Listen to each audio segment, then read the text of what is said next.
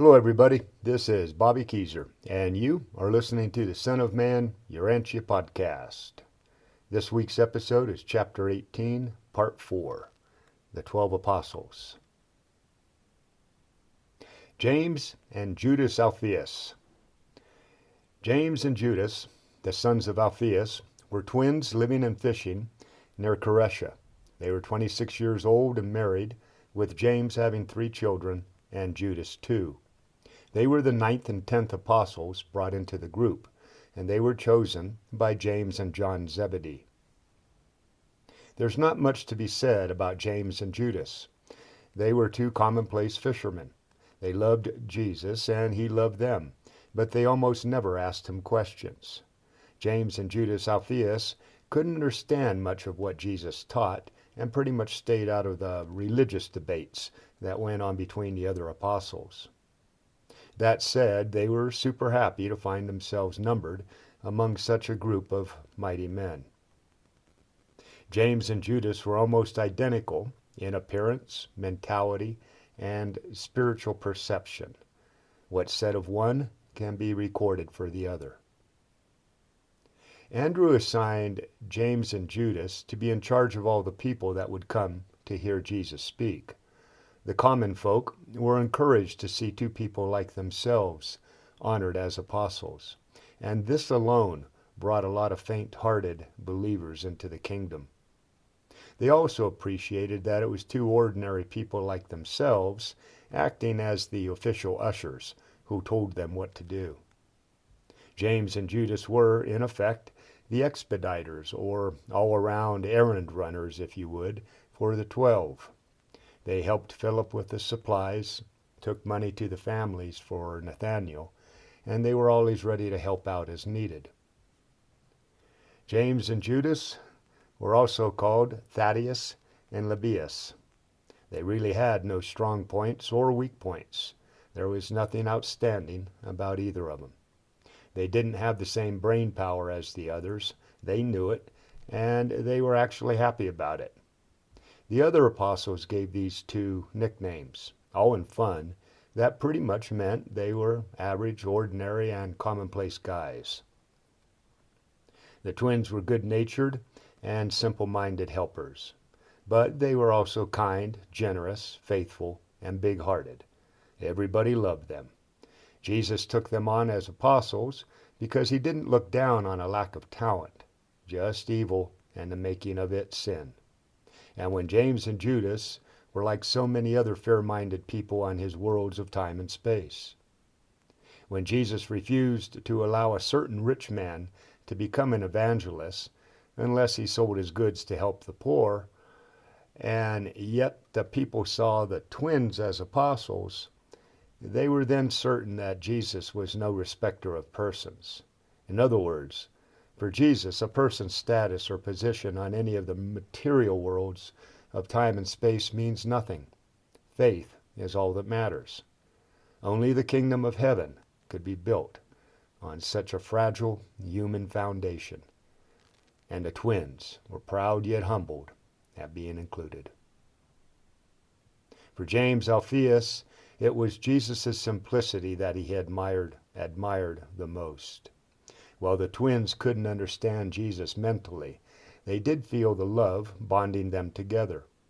They didn't benefit much intellectually from their time with Jesus, but the spiritual experience they had was significant. They believed in Jesus, and they knew that they were sons of God with him in the kingdom of heaven. For Judas Alphaeus, it was Jesus' dignity and humility that he admired the most. Jesus never tired or never tried to bring attention to himself for his deeds, always telling the apostles to keep silent about them. This made a great impression on Judas. James and Judas Alphaeus served faithfully to the end, despairing with the others through the dark days of the trial and crucifixion. They never lost faith in Jesus, and except for John Zebedee, they were the first to believe in Jesus' resurrection. But the twins never did understand what was meant by establishing the kingdom of heaven here on earth. When the other apostles went out to continue their work, James and Judas returned home to their families, went back to fishing, and were honored and blessed for their 4 years of service with Jesus, a Son of God and the Creator of our very universe. Simon the Zealot. Simon Zelotes was the 11th apostle, and he was 28 years old when he was chosen by Simon Peter. He was capable, came from good ancestry, and lived with his family at Capernaum. Simon was a bit of a wild man when it came to stirring things up, and he had a bad habit of speaking without thinking. He'd been a merchant in Capernaum before turning all of his attention to the Jewish patriotic organization, the Zealots. Simon was put in charge of organizing the fun and recreation for the group, and he did well at it. He was a rebel by nature and a revolutionary by training. Simon had always leaned toward protest, but Jesus guided him on the path of eternal progression to spirit and truth.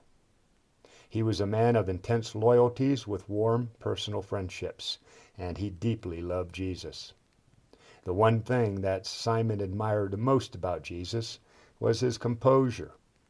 He was always calm, poised, and sure that he was right. Simon's strength was his ability to inspire people. When the apostles found someone that was unsure about entering the kingdom, they'd send for Simon, and it would usually only take them about 15 minutes to help the person see their salvation through faith in God. Simon's great weakness was that he was material-minded. Even though Jesus had many talks with him over the 4 years, Simon couldn't make the transition from being a worldly-based Jewish nationalist to one who could take a more spiritual view of including others in the kingdom. Jesus told him that it was proper to want to see the social, economic, and political orders improved. But then he would always add, "That is not the business of the kingdom of heaven. We must be dedicated to doing the Father's will. Our business is to be ambassadors of a spiritual government on high, and we must not immediately concern ourselves with aught but the representation of the will and character of the Divine Father who stands at the head of the government, whose credentials we bear." This was all pretty hard for Simon to get, and it took him a long time to grasp even a part of Jesus' teaching. Still, Jesus was always patient with him. Jesus wasn't afraid to identify himself with laborers, businessmen, optimists, pessimists, philosophers, skeptics, publicans, politicians, and even patriots. While Simon started out as a fearless revolutionary agitating people wherever he went, he eventually calmed down and became a powerful and effective preacher of peace on earth and goodwill among men. He loved to argue, and when it came to dealing with the legalistic minds of the educated Jews or the intellectual quibblings of the Greeks, the apostles always sent Simon. When the apostles were scattered from Jerusalem because of the persecutions, Simon was emotionally crushed and went into semi-retirement. He had given up his patriotic mission to follow Jesus, and then after everything he thought he had lost it all. It took Simon a few years, but he eventually got his spirits up and went out to preach the gospel of the kingdom of God. He first went to Alexandria, and then after working his way up the Nile, he went deep into the heart of Africa, preaching the gospel of Jesus and baptizing believers along the way until he died a frail old man. Judas Iscariot was the 12th apostle and chosen by Nathanael. He was 30 years old and unmarried when he joined the apostles. Judas was born in Cherith, a small town in southern Judea. When he was a kid, his parents moved to Jericho. He'd worked for his dad, who had several businesses up until he started to follow John the Baptist. Judas's parents were Sadducees, and when he joined John's disciples, they disowned him. Judas was trying to get a job drying fish on the lower end of the Sea of Galilee when Nathanael met him at Tarichea. Judas was probably the best educated of the 12 and the only Judean of the apostles. He didn't have any natural outstanding traits, but he did have a lot of culture and social training. Judas was a good thinker, but he wasn't always an honest thinker. He didn't understand himself that well, and at times he'd lie to himself. Andrew made Judas the treasurer for the 12. He was well trained for the job and did his duties honestly, faithfully, and efficiently up until he betrayed Jesus. For Judas, there wasn't anything he thought that was really special about Jesus. He could never get over his prejudice. He was a true Judean, and the rest of them were Galileans. While the other 11 apostles looked on Jesus as the perfect man, the self-satisfied Judas would criticize him, not out loud, but in his heart, about many things. Judas actually thought that Jesus was a little timid and afraid to assert his power and authority. Judas was a great executive, a stickler for organization, and he could plan ahead. He had the tact, ability, patience, and devotion needed to manage the finances of an idealist like Jesus, to say nothing of dealing with the chaotic business methods of some of the other apostles. None of the 12 ever criticized Judas. As far as they could tell, he was able, educated, and loyal, even if at times critical. To them, he was, in every sense of the word, a great success for a man of that time. They loved Judas, and in all ways they considered him one of them. Judas was the only son of unwise parents. When he was young, he was pampered and spoiled. As an adult, he grew up to be a bit full of himself. He was a poor loser, and he had lax and screwed-up ideas about fairness. He also had no problem being hateful or suspicious of others. Judas would make assumptions and misinterpret what his friends would say or do. And all of his life, he was in the habit of harboring grudges against those he thought had offended him. All taken together, his sense of values and loyalties were a bit off. Judas must have believed in Jesus, but we doubt whether he really loved the Master with a full heart. The situation with Judas illustrated the truth in the saying that there is a way that seems right to a man, but the end thereof is death. In other words, the path to sin and death is a slippery slope. It's easy to be deceived by making peace with evil a little bit at a time. And no, money wasn't the motive for his betrayal of Jesus. Judas was always financially loyal to his master and to his fellow apostles. To Jesus, Judas was an adventurer in faith. From the beginning, Jesus knew about Judas's weaknesses and the dangers of letting him into the group. But the sons of God in all universes give every created being a full and equal chance for salvation and survival. What happened here on earth wasn't only about Judas. Jesus wanted the mortals on all of the other worlds of time and space to know that even when a Creator's Son questions the sincerity and wholehearted devotion of the person to the kingdom, that they will be received. The door of eternal life is wide open to all. There are no restrictions or qualifications except for the faith of the one who comes.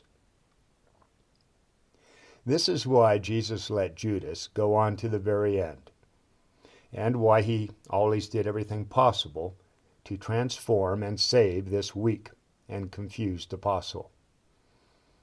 But when the light of God isn't honestly received and lived up to, it tends to become darkness in the soul. In his mind, Judas grew intellectually from Jesus' teachings of the kingdom, but in his heart, he didn't grow spiritually like the other apostles. Because of his attitude, Judas had his feelings hurt many times, and he became more and more disappointed each day. He got suspicious and finally resentful of Jesus and the other apostles. In the end, he was obsessed with getting even if it meant betraying his master. These wicked and dangerous ideas took shape in Judas's mind when a woman, in gratitude, broke an expensive box of incense at Jesus' feet. And when Judas tried to complain about the loss, Jesus swept his concerns aside in front of everyone. That was too much for Judas, and it brought forth all of the stored-up hate, hurt, malice, prejudice, jealousy, and revenge that had been building up over his lifetime. Judas focused this evil side of his nature on the one innocent person in his entire life, Jesus. And in doing so, he chose death and darkness over the progressive kingdom of light. Jesus had, both privately and publicly, warned Judas that he was slipping. But divine warnings are mostly useless when dealing with an embittered human mind. Jesus did everything possible, consistent with Judas's free choice of will, to prevent him from choosing the wrong path. But when the great test finally came, Judas, the son of resentment, failed. He gave in to his bad side and let his pride and resentment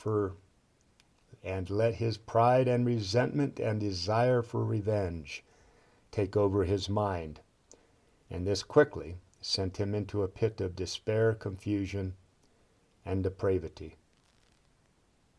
Judas devised his plan to betray Jesus and the others and quickly put it into action. There were times when he'd have moments of shame and regret, but he'd defend his actions, thinking that there was still the possibility that Jesus would exert his power and save himself at the last moment. When the whole rotten plan was done and over, this renegade mortal who thought so little of selling out Jesus for 30 pieces of silver just to get even, went out and committed suicide to escape the reality of what he'd done. The other 11 apostles were stunned and horrified at what Judas did. But Jesus just felt pity for his betrayer. The rest of the celestial host have found it hard to forgive Judas, and his name has become shunned across our entire universe. Okay, folks, that's it for Son of Man, Urantia, Chapter 18, Part 4, The 12 Apostles. Next week, we move on to Chapter 19, The Ordination of the 12. Have a fantastic week out there, everybody.